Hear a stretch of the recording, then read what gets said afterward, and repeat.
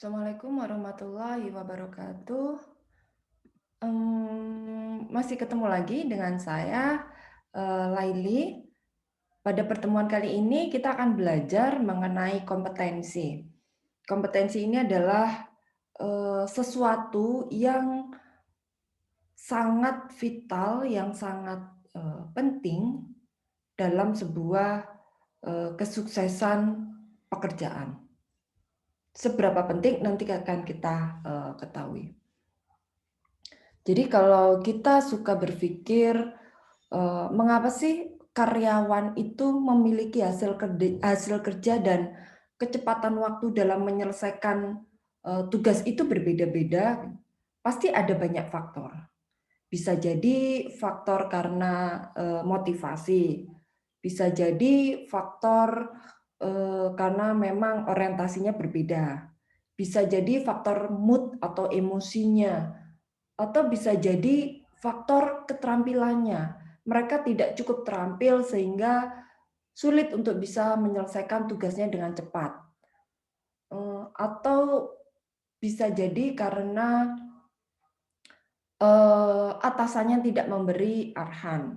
Nah, ini bisa mempengaruhi, bagaimana hasil kerja dari karyawan atau secepat apa mereka bisa menyelesaikannya. Jadi, kalau semua itu dipadatkan, itu akan ketemu satu kata, yaitu kompetensi. Nah, definisi dari kompetensi ini sebetulnya banyak sekali. Saya hanya mengambil 2, yaitu yang pertama dari Palan tahun 2003. Eee, Palan menyatakan bahwa kompetensi adalah sesuatu yang mendasari karakteristik berperilaku dan berpikir sebagai indikator yang digeneralisasi pada cakupan yang luas dalam situasi dan periode waktu yang lama. Jadi, Palan ini menyatakan bahwa kompetensi adalah, eee, sesuatu itu yang bisa menggerakkan orang berperilaku, yang bisa menggerakkan orang untuk berpikir, yang itu semua adalah, indikator dari, apa ya, indikator dari, eee, menunjukkan siapa dia, indikator dari bagaimana kemampuannya. Yang ini biasanya ditarik pada dunia kerja. Yang kedua adalah teori dari Spencer and Spencer tahun 1993. Beliau menyatakan bahwa kompetensi adalah karakteristik dasar seseorang yang memiliki hubungan kausal dengan kinerja yang efektif menurut rujukan kriteria dalam situasi pekerjaan. Bahasa sederhananya adalah, eee, kompetensi itu sesuatu yang memang melekat pada diri seseorang, tapi berkaitan dengan kinerja. Sesuatu yang melekat pada diri seseorang yang bisa mempengaruhi kinerja, terutama, apakah kinerja itu efektif atau tidak. Ini menurut Spencer. Jadi kalau bahasa mudahnya begini, eee, kompetensi itu dalam bahasa sederhananya adalah apa yang dimiliki individu sebagai karyawan ya, di dalam diri individu itu, yang dimiliki yang itu bisa membantu dia dalam menyelesaikan pekerjaannya. Ini namanya kompetensi. Nah, kompetensi itu menurut Iceberg, itu seperti gunung es. Jadi ada yang nampak, surface, dan biasanya ini mudah untuk dikembangkan, yaitu skill atau keterampilan dan knowledge atau pengetahuan. Ada juga kompetensi ini yang seperti di dalam lautan yang ini, sulit untuk, ditingkatkan. Meskipun bisa, tapi tidak semudah ketika kita meningkatkan keterampilan dan pengetahuan individu. Ini berkaitan dengan kepribadian inti atau core personality. Terdiri dari 3 hal. Yang pertama adalah konsep diri, kemudian trait atau sifat, dan motif. Ini juga bisa mempengaruhi, kenapa saya bilang semua hal, tadi saya bilang semua hal yang ada di dalam individu itu yang berkaitan dengan bagaimana cara dia menyelesaikan pekerjaan, itu adalah kompetensi, karena skill atau keterampilan itu berkaitan dengan bagaimana kita bisa menyelesaikan pekerjaan, benar kan? Jadi misalkan saya tidak bisa memasak, sehingga keterampilan memasak saya itu sangat rendah. Ketika saya ini bekerja jadi chef, pasti kinerja saya bakal jelek. Atau knowledge, contohnya, eh,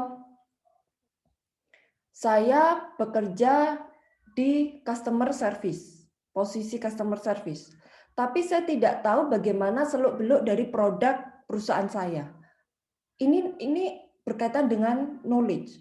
Ketika saya tidak memiliki seluk-beluk produk perusahaan saya dengan baik, itu akan menghambat bagaimana saya memberikan pelayanan kepada pelanggan. Karena tugas saya sebagai customer service adalah garda terdepan dari perusahaan untuk menginformasikan kepada pelanggan, untuk mengedukasi pelanggan, untuk memberikan advice, memberikan solusi ketika mereka ada masalah berkaitan dengan produk kita. Bagaimana kita bisa melakukan itu semua ketika kita tidak punya pengetahuan tentang produk kita? Nah, ini mudah dikembangkan lewat training, lewat mentoring, macam-macam lah. Ini adalah hal-hal yang nampak, yang mudah dikembangkan atau ditingkatkan. Ini bagian dari kompetensi. Nah, kalau kompetensi yang tidak terlihat, self concept misalkan, bagaimana dia bisa mengembangkan orang lain, bagaimana dia bisa berpikir kritis, apalagi misalkan atasan itu harus punya kemampuan untuk berpikir kritis. Ini namanya kompetensi. Ini bisa ditingkatkan, mungkin saja bisa, tetapi tidak semudah ketika kita meningkatkan pengetahuan orang lain. Karena pengetahuan itu suruh membaca atau ikut seminar itu bisa meningkat.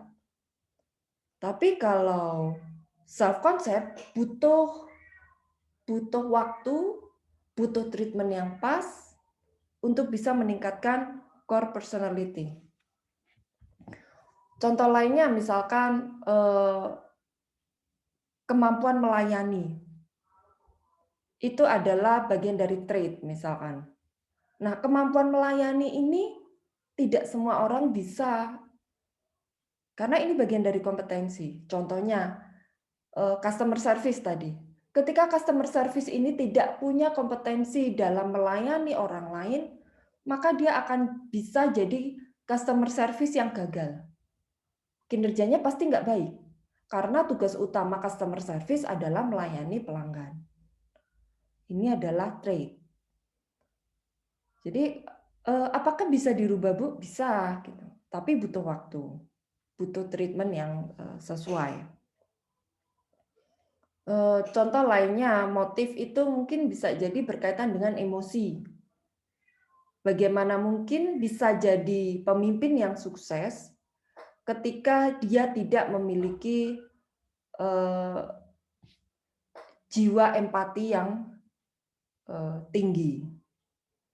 Bagaimana dia bisa menjadi atasan yang berhasil ketika dia tidak memiliki kompetensi leadership yang baik atau kompetensi memimpin bawahannya dengan baik. Ini berkaitan dengan self concept. Jadi ini semua sangat penting dan sangat ada korelasinya antara psikologi dengan manajemen. Salah satunya adalah kompetensi ini. Nah, kemudian ini saya breakdown satu-satu. Tadi yang nampak di permukaan di atas laut tadi ada 2. Satu adalah knowledge, yaitu pengetahuan atau kompetensi yang berkaitan terhadap sesuatu hal. Misalkan pengetahuan dalam hal tes psikologi, pengetahuan dalam hal akuntansi, pengetahuan dalam hal apa ya, bagaimana berkomunikasi gitu. Tapi pengetahuannya ya, karena kalau komunikasi itu sendiri itu ada skill-nya tersendiri. Ada kompetensi communication skill-nya itu ada kompetensi tersendiri. Tapi pengetahuan itu lebih kayak gitu. Jadi apa yang kita punya gitu, apa yang kita ketahui. Nah, kalau skill ini adalah keterampilan yang dimiliki individu yang berkaitan dengan kemampuan dalam menyelesaikan pekerjaan. Misalnya adalah kemampuan dalam menggunakan mesin, kemampuan mengadministrasikan, atau kemampuan dalam melakukan scoring terhadap alat tes psikologi, atau kemampuan dalam memasak. Ini skill namanya. Ini mudah untuk dikembangkan. Nah, yang ketiga adalah self concept, yaitu tipe kompetensi ini berkaitan dengan sikap, berkaitan dengan nilai, berkaitan dengan gambaran diri atau citra diri gitu.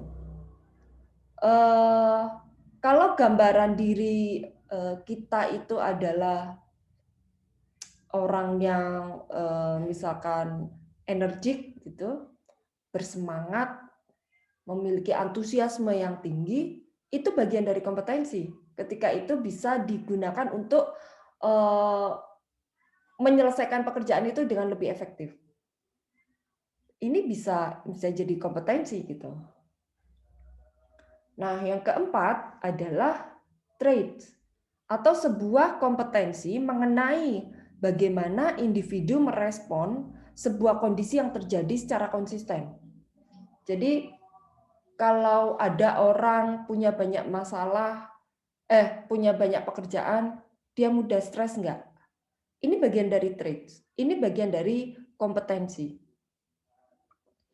Makanya sering kalau kita lihat di lowongan itu orang yang bisa bekerja di bawah tekanan, biasanya kan begitu ya di lowongan-lowongan.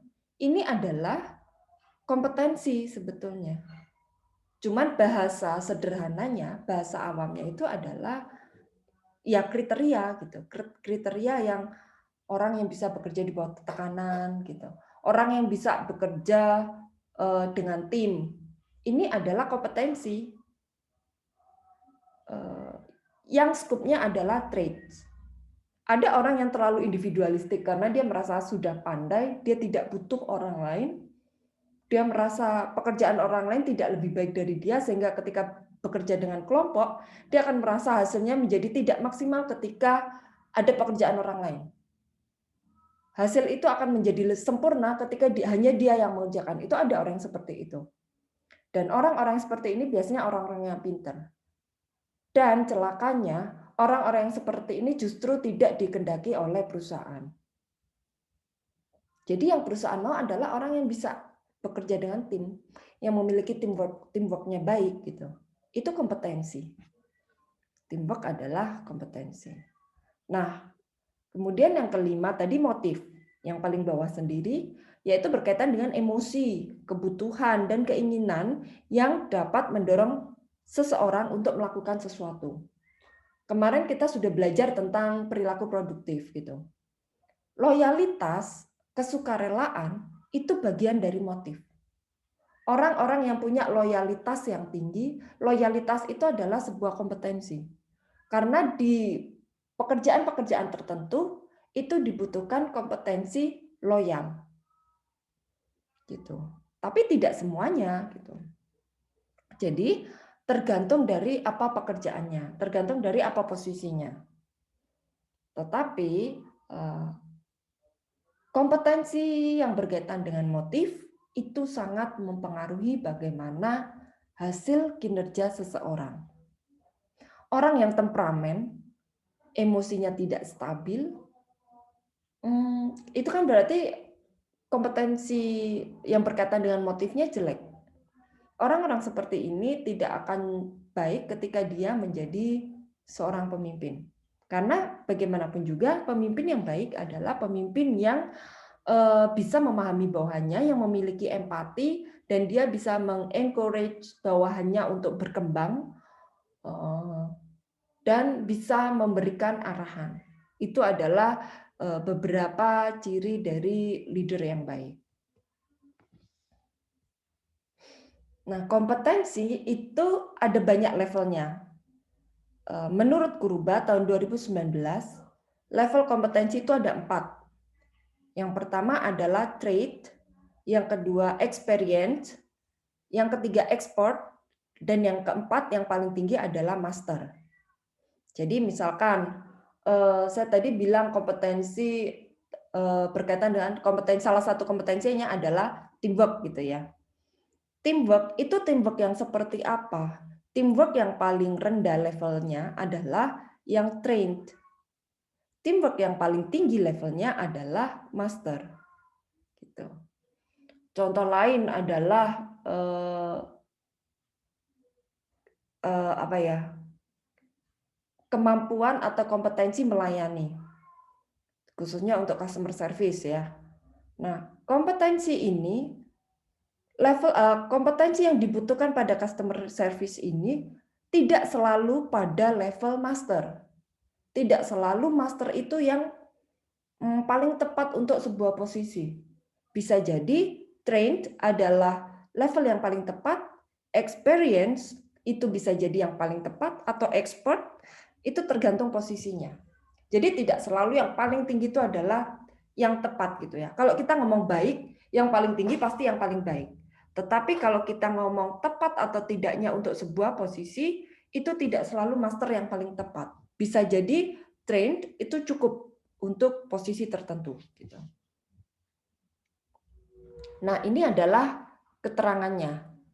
Trained adalah seseorang yang telah mempelajari mengenai kompetensi tertentu, namun belum ada pengalaman dalam melakukan kompetensi tersebut. Ya, cukup tahu gitu. Cukup tahu tapi belum berpengalaman. Biasanya adalah anak-anak fresh graduate tentang mesin misalkan. Mereka tahu tentang mesin karena itu didapat di bangku perkuliahan. Atau mungkin mereka juga pernah lah bekerja tapi magang, cuman sebulan 2 bulan untuk mengetahui secara real bagaimana sih mesin itu di lapangan gitu. Tidak hanya di dalam buku tapi di lapangan itu bagaimana. Nah, ini adalah orang-orang yang memiliki kompetensi di level knowledge orang memiliki kompetensi knowledge itu di level trained. Biasanya di level fresh graduate ya ini. Kemudian yang kedua adalah experience, yaitu seseorang yang telah mempelajari mengenai kompetensi tertentu dan memiliki pengalaman di bidang kompetensi tersebut kurang lebih selama 3 tahun. Jadi memang orang-orang yang sudah berpengalaman, sudah biasa bekerja dengan hal seperti itu. Kadang ada posisi-posisi tertentu yang dia minta kompetensinya itu punya pengalaman sekian gitu kan, menjadi manajer apa gitu, manajer keuangan selama 3 tahun, selama 4 tahun, atau selama 2 tahun misalkan. Artinya ini dicari orang-orang yang memiliki kompetensi tertentu di bidang keuangan di level kompetensi experience. Dia sudah punya pengalaman tentang itu. Gitu. Atau yang ketiga, expert. Expert itu adalah seseorang yang telah mempelajari mengenai kompetensi tertentu dan memiliki pengalaman di bidang kompetensi tersebut kurang lebih selama 5-6 tahun. Jadi sudah lebih ahli daripada yang punya pengalaman gitu ya. Expert itu ahli, artinya levelnya dia lebih tinggi. Biasanya ini untuk posisi-posisi yang lebih tinggi lagi. Dan yang keempat adalah master. Master ini adalah seseorang yang telah mempelajari mengenai kompetensi tertentu dan memiliki pengalaman di bidang kompetensi tersebut kurang lebih 5-6 tahun dan mampu mengajari serta mendidik orang lain dalam mengembangkan kompetensi tersebut. Ini lebih kepada mentor, lebih kepada apa ya? ya kalau di dunia kerja itu lebih kepada orang yang memang sudah jadi rujukan di perusahaan itu, gitu, untuk kompetensi tertentunya. Biasanya udah senior banget, sudah dia yang paling menguasai, dia yang bisa memberikan atau sharing ilmu-ilmunya kepada bawahannya. Ini udah level master. Jadi bisa kita bayangkan, tidak setiap posisi kita membutuhkan orang-orang yang memiliki kompetensi tertentu dengan level master. Kalau memang kita hanya butuh customer service gitu, mungkin di level trained atau experience itu cukup. Kalau kita butuh posisi di level manager, mungkin kita butuh ya orang yang expert atau orang yang master di bidangnya berkaitan dengan kompetensinya gitu. Jadi bisa dibayangkan ya bedanya ini, dan tidak selalu master ini lebih baik, tergantung dari posisinya. Nah, kemudian menurut Palan tahun 2007, kompetensi itu kalau di dunia kerja itu bisa dipilah menjadi 4 hal. Yang pertama adalah kompetensi inti, yaitu kompetensi yang berada pada level organisasi atau kompetensi-kompetensi yang dibutuhkan di level-level strategis. Orang-orang yang punya posisi strategis, yang memiliki wewenang untuk mengeluarkan sebuah kebijakan atau keputusan strategis. Nah, ini butuh orang-orang yang memiliki kompetensi inti. Kemudian yang kedua, kompetensi fungsional, yaitu pengetahuan dan keterampilan yang digunakan untuk melakukan sebuah pekerjaan. Nah, kompetensi fungsional ini, kalau tadi ya kompetensi inti itu salah satu contohnya adalah kompetensi misalkan analytical thinking. Kalau kompetensi fungsional ini contohnya adalah concern for order, yaitu kerja itu ya teratur gitu. Concern for order itu lebih ke keteraturan gitu ya, kompetensi dalam hal keteraturan. Nah, ini masuk pada kategori kompetensi fungsional atau kompetensi perilaku, yaitu karakteristik dasar manusia yang diperlukan untuk melakukan sebuah pekerjaan. Jadi lebih kepada individunya sebetulnya. Ya kalau customer service berarti harus memiliki kompetensi sabar, kompetensi melayani, tadi saya bilang itu masuk kompetensi perilaku. Kemudian ada kompetensi peran, yaitu kompetensi yang berkaitan dengan level posisi. Misalkan supervisor, artinya di level supervisor itu dibutuhkan kompetensi tertentu, yaitu mengarahkan, misalkan. Nah, ini namanya kompetensi mengarahkan itu adalah kompetensi peran. Kemudian kalau di level di level manager itu adalah managing others. Ini adalah kompetensi peran. Dia hanya dibutuhkan di posisi-posisi tertentu. Kalau kompetensi fungsi itu di semua posisi itu pasti ada kompetensi yang dibutuhkan. Mau manajer, mau staff, mau orang yang masih kontrak, mau customer service, mau apapun itu pasti ada kompetensi fungsional yang dibutuhkan.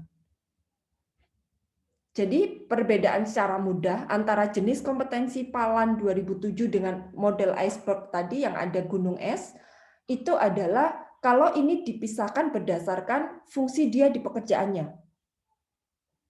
Kalau iceberg itu dipisahkan atau dibedakan berdasarkan mana yang nampak dan tidak nampak, dan mana yang mudah untuk dikembangkan dan sulit untuk dikembangkan. Gitu. Ini hanya seperti menurut saya, ini hanya sudut pandang. Di dalam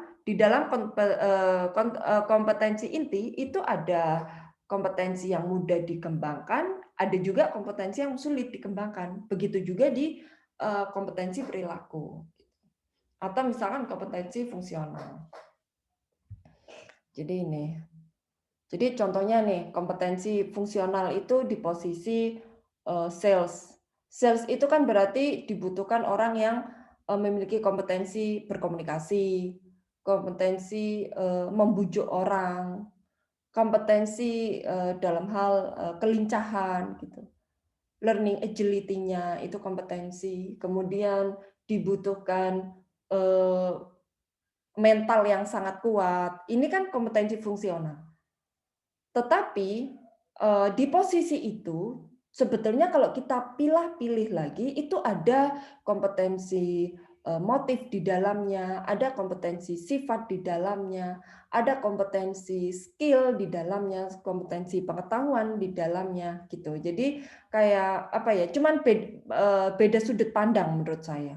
Pengelompokannya berbeda. Kalau ini dikelompokkan berdasarkan ranah dunia kerja, kalau tadi lebih kepada personality, lebih kepada individual mana-mana yang bisa dikembangkan dan tidak. Nah, ini adalah hanya beberapa contoh kompetensi. Bahkan Spencer and Spencer tahun 1993 itu mengelompokkan kompetensi itu sudah sangat detail sekali. Ada 30 lebih kompetensi dan sangat banyak sekali. Kalau teman-teman mau fokus di kompetensi itu, Spencer punya bukunya namanya Competence at Work. Jadi memang buku itu khusus untuk mengupas mengenai kompetensi. Nah, ini hanya beberapa contohnya, misalkan achievement orientation, analytical thinking, conceptual thinking, concern for other. Concern for other itu keteraturan dalam bekerja. Ini cocok untuk admin. Admin butuh kompetensi concern for other karena posisi admin ini kan butuh mengadministrasikan, mengarsipkan, dan lain-lain itu butuh ketelitian dan keteraturan. Ini membutuhkan kompetensi concern for order, sorry. Karena ketika tidak punya kompetensi CO ini, maka pekerjaan admin itu akan amburadul. Mana ada yang diarsip, ada yang enggak. Ada yang dibikin notulensinya, ada yang enggak. Nah, ini kacau nanti pekerjaannya. Makanya dibutuhkan orang yang memiliki kompetensi concern for order. Kemudian ada concern for safety and environment.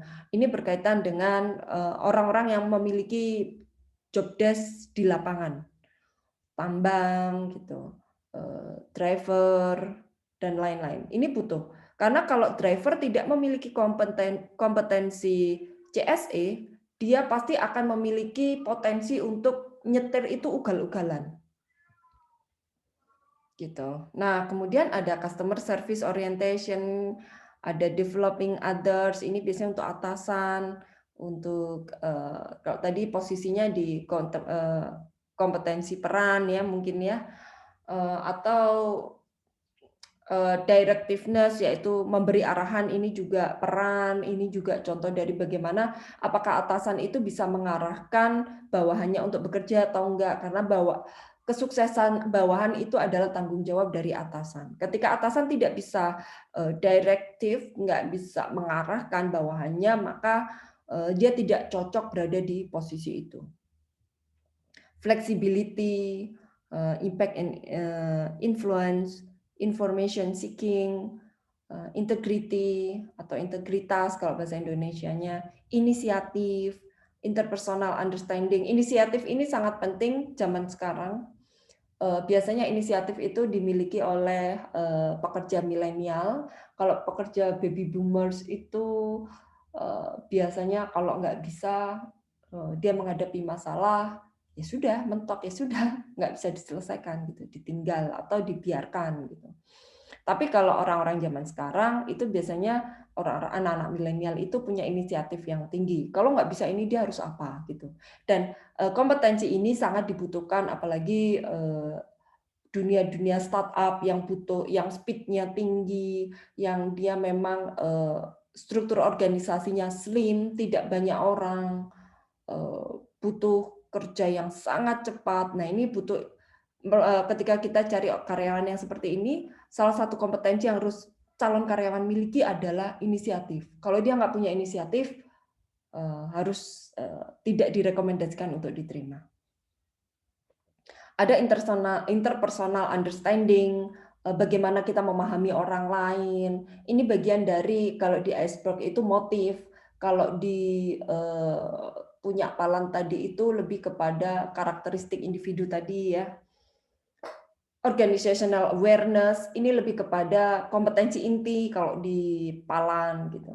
Organizational commitment, relationship building, bagaimana kita bisa membangun hubungan dengan orang lain. Biasanya ini kompetensi yang harus atau wajib dimiliki oleh humas, oleh PR.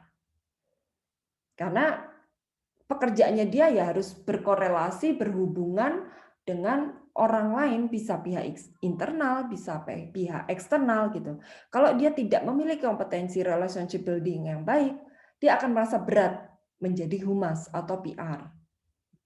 Gitu. Kalau dia merasa berat, maka kinerjanya pasti nggak akan baik. Kemudian ada self confidence, orang-orang yang memang percaya diri, public speaker gitu. Trainer, karena di dalam perusahaan juga biasanya ada memiliki trainer gitu. Nah ini kalau kita punya karyawan dengan posisi trainer, harus kita pastikan salah satu kompetensi yang dia miliki adalah self confidence. Kemudian self control, strategic orientation ini berkaitan dengan kompetensi inti, tadi punya Palan. Jadi yang inti itu yang berkaitan dengan level organisasi gitu. Jadi orang-orang CEO itu harus punya kompetensi organizational awareness, harus punya kompetensi strategic orientation. Ada leadership, leadership ini kompetensi dari bisa manajer, bisa atasnya manajer gitu. Teamwork gitu. Kalau teamwork bisa semua, apalagi hal-hal yang berkaitan memang pekerjaannya adalah berkaitan dengan orang lain. Kalau administrasi mungkin tidak terlalu dibutuhkan teamwork. Kalau R&D, Research and Development, itu juga mungkin tidak terlalu ditekankan kompetensi teamwork-nya, karena mereka bekerjanya tidak selalu teamwork. Meneliti itu kadang-kadang butuh individu, butuh bekerja sendiri gitu atau hanya 2 orang atau apa gitu. Jadi tidak terlalu ditekankan pada teamwork. Tapi kalau sales, marketing, itu biasanya memang sangat butuh teamwork. Ini hanya contoh dari kompetensi. Nah, kemudian ini adalah definisinya. Beberapa saja saya sertakan di sini, tidak semua. Misalkan achievement orientation atau dorongan berprestasi, yaitu orang-orang yang memiliki keinginan untuk bekerja dengan baik melampaui standar prestasi. Jadi kayak memang ada orang yang nggak usah di dunia kerja, mungkin teman-teman di teman sekelasnya di perkuliahan itu bisa melihat, oh temanku ini itu kayaknya kalau kuliah itu gaspol gitu, kayak push to the limit pada dirinya sendiri. Pokoknya kalau bikin kerjaan harus maksimal, tugas itu harus all out, pasti punya teman yang seperti itu. Nah, orang-orang yang seperti itu, mereka punya kompetensi achievement orientation yang baik. Tapi ada juga teman yang, alah sekedarnya aja lah gitu. Pokoknya ngumpulin tugas, pokoknya tugas jangan sampai bolong lah, nilai jelek nggak masalah gitu. Nah, ini adalah orang-orang yang memiliki achievement orientation yang jelek. Nah, di posisi-posisi tertentu itu dibutuhkan orang-orang yang memiliki achievement orientation yang baik. Contohnya adalah sales. Sales itu dibutuhkan orang yang memang berapi-api, semangat tinggi, punya keinginan kalau targetnya 100 menjual sebuah produk, dia harus bisa menjual lebih dari 100 gitu. Supaya nilainya maksimal, supaya reward-nya tinggi, atau supaya apapun lah orientasinya itu terserah. Tapi artinya dia punya dorongan untuk berprestasi. Nah, ini fungsi dari kita paham kompetensi. Jadi kita nanti akan tahu ketika kita mencari orang atau memetakan orang, memanage orang, orang ini harus ditaruh di mana, atau orang ini diterima atau tidak, kita tahu apa itu kompetensi, kompetensinya apa yang dibutuhkan di posisi itu, dan di level apa kompetensi itu dibutuhkan. Ini adalah pentingnya kita belajar kompetensi. Dan seterusnya saya nggak jelaskan satu-satu, teman-teman nanti bisa pelajari sendiri tentang definisi kompetensi. Nah, ini adalah contoh dari implementasi kompetensi. Kalau ini adalah psychological report atau lembar psikologis dari individu yang yang akan mendaftar. Jadi, teman-teman kalau mendaftar itu kan banyak tes. Ada tes macam-macam, wawancara, tes bidang, psikotes, tes IQ, tes macam-macam itu. Sebetulnya yang mereka nilai adalah ini, kompetensi, aspeknya, gitu. Ya ini yang dicari. Kemudian mereka akan memetakan, misalkan nih, flexible thinking. Ini flexible thinking kan kompetensi, berpikir fleksibel gitu. Berpikir fleksibel ini sangat dibutuhkan di dunia kerja zaman sekarang. Orang-orang yang punya flexible thinking itu misalkan gini, ketika kita terpentok, oh ternyata kita nggak bisa promosi di daerah ini. Oke, kita langsung harus cari haluan, kita cari strategi baru. Oh ternyata produk kita nggak bisa diterima. Oke, harus segera dirubah. Apa yang tidak disukai oleh konsumen misalkan. Nah ini adalah flexible thinking. Kalau teman-teman melihat bagaimana transformasi sebuah perusahaan, Kodak, dia kan foto film ya, foto dengan film zaman itu. Itu Nokia juga.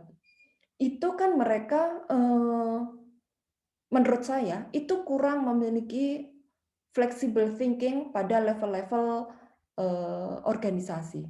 Mereka masih menganggap kamera dengan film itu masih yang terbaik dan tidak akan bisa dikalahkan. Sehingga dia tidak segera move dari posisinya saat itu. Padahal saat itu zaman sudah mulai berubah. Foto itu tidak perlu pakai film karena film itu banyak kelemahannya, nanti hitam macam-macam foto nggak jadi gitu kan.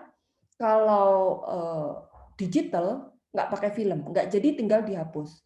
Penyimpanannya juga cukup handy, bisa di laptop, bisa di handphone, bisa di mana-mana gitu. Tapi Kodak tidak melihat itu gitu. Mungkin karena salah satu faktornya dia tidak memiliki fleksibilitas dalam berpikir.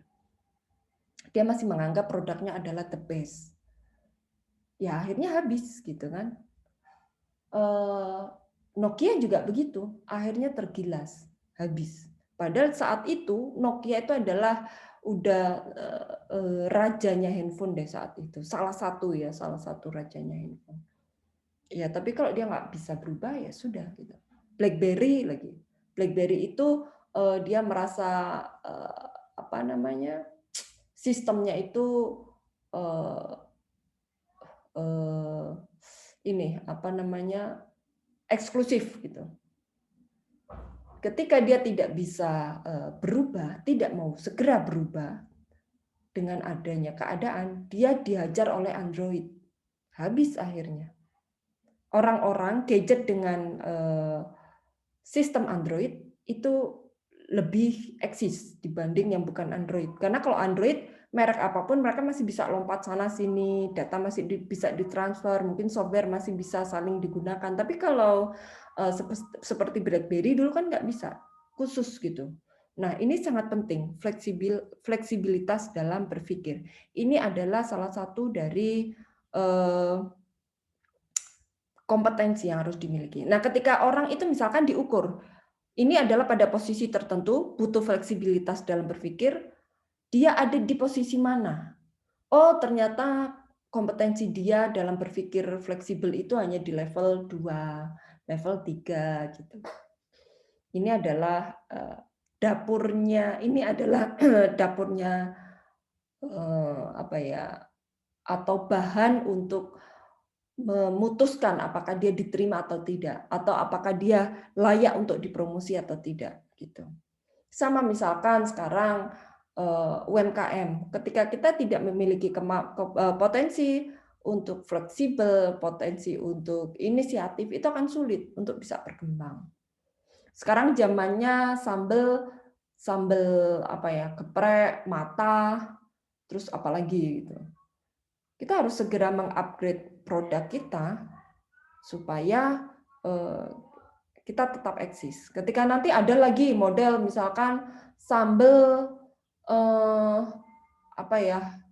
Sambel yang rasanya itu unik gitu, nano-nano misalkan. Nah, kita harus ikutin itu namanya fleksibel.